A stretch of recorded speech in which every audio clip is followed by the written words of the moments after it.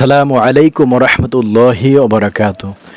সম্মানিত দর্শক মণ্ডলী, আমি আপনাদের সম্মুখে পবিত্র কোরআনুল কারীম থেকে 110 নম্বর সূরা সূরাতুন নাসর এর সারমর্ম তাফসির সংক্ষিপ্ত পরিসরে যতটুকু সম্ভব আলোকপাত করার প্রয়াস চালাবে ইনশাআল্লাহ।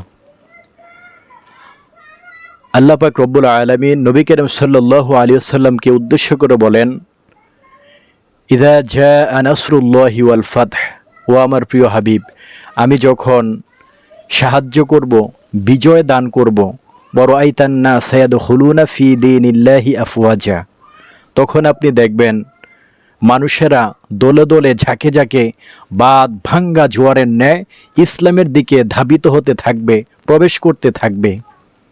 ফাসাব্বিহ বিহামদি রব্বিকা ওয়াস্তাগফির, তখন আমরা সকলে এই বিজয় অর্জন দেখে, সফলতা অর্জন দেখে আমরা সকলে আল্লাহর প্রশংসা করব, শুকর আদায় করব এবং তওবা করব।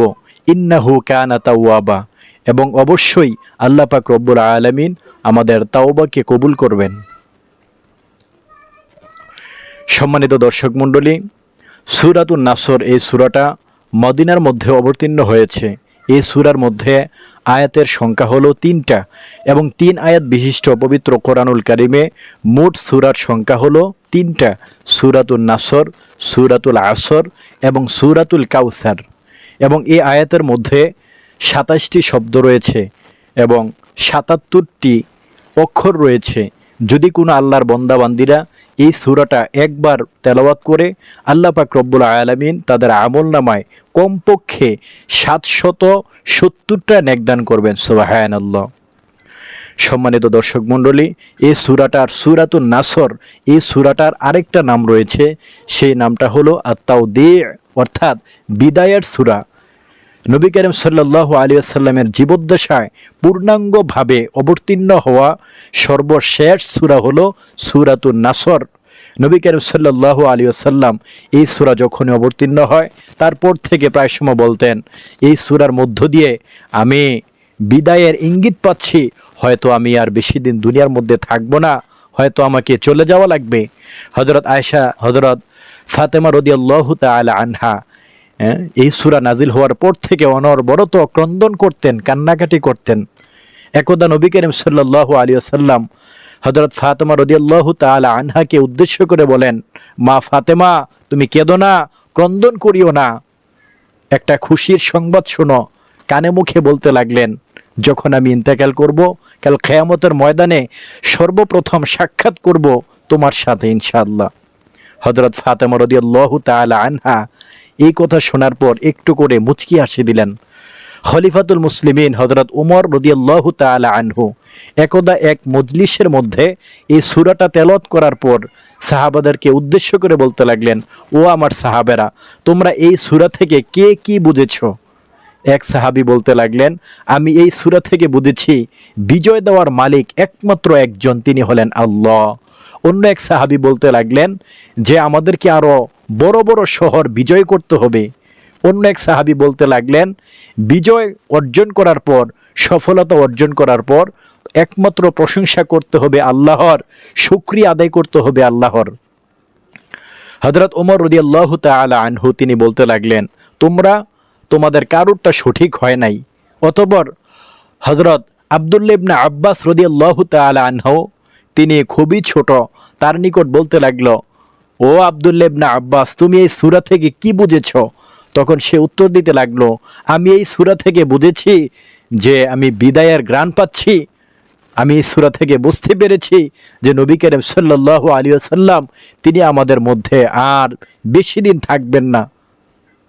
হযরত ওমর রাদিয়াল্লাহু তাআলা আনহু তিনি বলতে লাগলেন, তুমি অবশ্যই সঠিক বলেছ। হযরত আব্দুল্লাহ ইবনে আব্বাস রাদিয়াল্লাহু তাআলা আনহু তিনি যখন বড় হলেন, তিনি এমন একজন মানুষ, তিনি এমন একজন সাহাবী, রইসুল মুফাসসিরিন, তামাম দুনিয়ার মধ্যে কোরআনের সবচেয়ে বড় মুফাসসির হলো হযরত আব্দুল্লাহ ইবনে আব্বাস রাদিয়াল্লাহু তাআলা আনহু। আল্লাহু আকবার। সম্মানিত দর্শক মণ্ডলী, যেহেতু এই সূরাটা সূরাতুন নাসর বিজয়ের বার্তা নিয়ে আমাদের নিকটে অবতীর্ণ হয়েছে, যখনই আমরা বিজয় অর্জন করব, সফলতা অর্জন করব, আমাদের করণীয়টা কি? যেমন আমরা বিজয় অর্জন করেছি 1952 সালে ভাষা আন্দোলনের মধ্য দিয়ে, 1971 সালে 16 ডিসেম্বর, 21 ফেব্রুয়ারি, 26 মার্চ এবং 5ই আগস্ট। এদেশের বাংলাদেশের লক্ষ লক্ষ মানুষেরা, বাংলাদেশের মানুষেরা, মা বোনেরা তাদের রক্ত দিয়ে, জীবন দিয়ে, তাদের জীবনকে উৎসর্গ করার মধ্য দিয়ে, তাদের বুকের টকবগে তাজা রক্ত রাজপথে ঢেলে দিয়ে এই বাংলাদেশকে স্বাধীন করেছে, সফলতা অর্জন করেছে, বিজয় অর্জন করা হয়েছে। এই যে আমরা বিজয় অর্জন করি কোনো একটা কাজ করার পরে, যদি আমরা বিজয় অর্জন করি, সফলতা অর্জন করি, তখন আমাদের করণীয়টা কি? এখন বর্তমানে আমাদের স্বপ্ন আছে যে আমরা অবশ্যই এই বাংলাদেশের মধ্যে আমরা স্বপ্ন দেখি, আমরা চেষ্টা করছি এই বাংলাদেশের মধ্যে কোনো একদিন না কোনো একদিন অবশ্যই অবশ্যই কালেমার পতাকা পথ করে উঠবে ইনশাআল্লাহ। কালেমার পতাকা এই বাংলার জমিনে উড্ডীন হবে ইনশাআল্লাহ। আল্লাহ পাক রব্বুল আলামিন বলেন, ওয়ালা তাহিনু ওয়ালা তাহজানু ওয়া আনতুমুল আ'লাউনা ইন কুনতুম মুমিনিন। কোনো ভয় নেই, কোনো চিন্তা নেই, বিচলিত হওয়ার কোনো কারণ নেই। তোমরাই কামিয়াব হবে, তোমরাই সফলতা অর্জন করবে যদি তোমরা মুমিন হতে পারো। সম্মানিত দর্শক মণ্ডলী, যখনই আমরা বিজয় অর্জন করব কোনো কাজের মধ্যে, যদি আমরা সফলতা অর্জন করি, তাহলে এই সূরা থেকে আল্লাহ পাক আমাদেরকে করণীয় কি, আমরা কি করব, তখন আমাদের কয়েকটা টিপস আল্লাহ পাক রব্বুল আলামিন আমাদেরকে দিয়েছেন। আল্লাহ পাক রব্বুল আলামিন বলেন, ফাসাব্বিহ বিহামদি রব্বিকা ওয়াস্তাগফির। অর্থাৎ প্রথমে 1 নাম্বার, যখনই আমরা সফলতা অর্জন করব তখনই আমরা প্রশংসা করব, তাসবিহ পাঠ করব একমাত্র আল্লাহর। 2 নাম্বার, শুকরিয়া আদায় করব একমাত্র আল্লাহর। নবী করিম সাল্লাল্লাহু আলাইহি ওয়াসাল্লাম যখন ফতে মাক্কার পর, অর্থাৎ মক্কা বিজয়ের পর, তিনি অত্যন্ত আনন্দে আত্মহারা হয়ে তিনি সেজদায় লুটে পড়লেন এবং 2 রাকাত নামাজ পড়ার মধ্য দিয়ে তিনি আল্লাহর শুকরিয়া আদায় করলেন।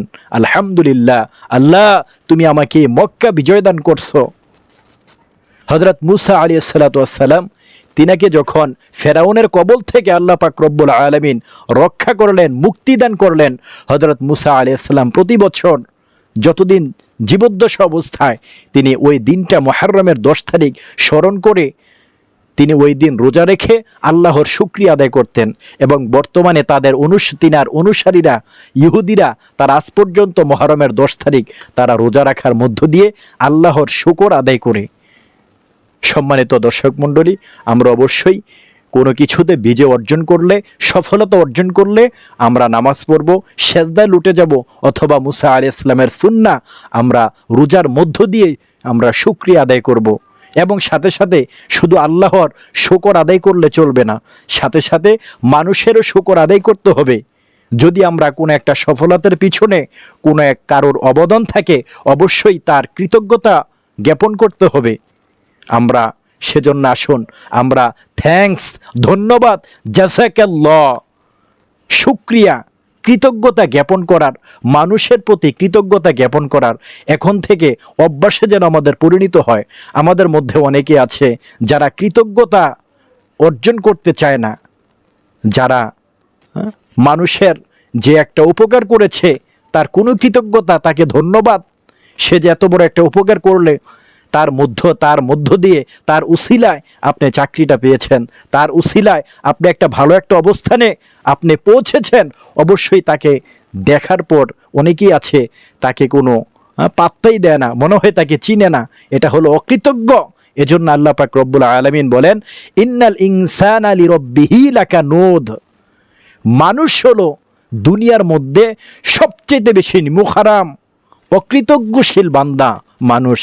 সেজন্য খবরদার, আমাদেরকে মানুষের প্রতিও আমাদেরকে কৃতজ্ঞতা জ্ঞাপন করতে হবে এবং আল্লাহর শুকরিয়া, আল্লাহর প্রতি আমরা কৃতজ্ঞতা অর্জন করব। 3 নাম্বার, আল্লাহ পাক রব্বুল আলামিন বলেন, ফাসাব্বিহ 1 নাম্বার, বিহামদি রব্বিকা 2 নাম্বার, ওয়াস্তাগফির, আমাদেরকে তওবা করতে হবে। যদি আমরা সফলতা অর্জন করি, আমরা বিজয় অর্জন করি, বলতে পারেন তওবা কেন করব? অবশ্যই আমরা তওবা করব, কারণ এই বিজয় হ্যাঁ, আমরা যে চেষ্টা করেছি, চেষ্টার মধ্য দিয়ে আল্লাহ পাক আমাদেরকে বিজয় দান করেছেন। যদি আমরা তওবা ইস্তেগফার না পড়ি তাহলে আমাদের মধ্যে অহংকারের ভাব চলে আসতে পারে। সেজন্য আমরা তওবা করব। আল্লাহ পাক রব্বুল আলামিন বলেন, ইন্নাহু কানা তাওয়াবা, নিশ্চয় অবশ্যই আল্লাহ পাক তওবাকারীকে অত্যন্ত পছন্দ করেন। তওবাকারীর তওবা আল্লাহ পাক কবুল করেন।